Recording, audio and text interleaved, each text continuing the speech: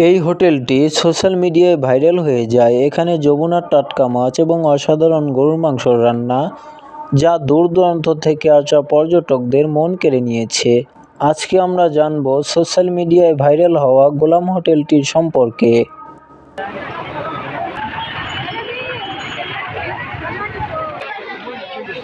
এটি অবস্থিত সিরাজগঞ্জ এনায়েতপুর চৌখালী ইউনিয়নের Khaja Yunus Ali medical college and হাসপাতালের পাশেই অবস্থিত গোলাম সরকার হোটেল, যা গোলাম হোটেল নামে পরিচিত রয়েছে। তিনি একসময় শাহজাদপুরে একটি খাবারের হোটেলে সাধারণ কর্মচারী ছিলেন। পরবর্তীতে 2002 সালে এসে নিজেই এনায়েতপুর নৌকাবাদ এলাকায় এই হোটেলটি প্রতিষ্ঠিত করেন। তারপর তার অসাধারণ গরু মাংস রান্না এবং যমুনার টাটকা মাছ 2012 সালে এসে পর্যটকদের মন কেড়ে নিয়েছে। সেই থেকে তিনি গোলাম হোটেল নামে পরিচিত রয়েছেন।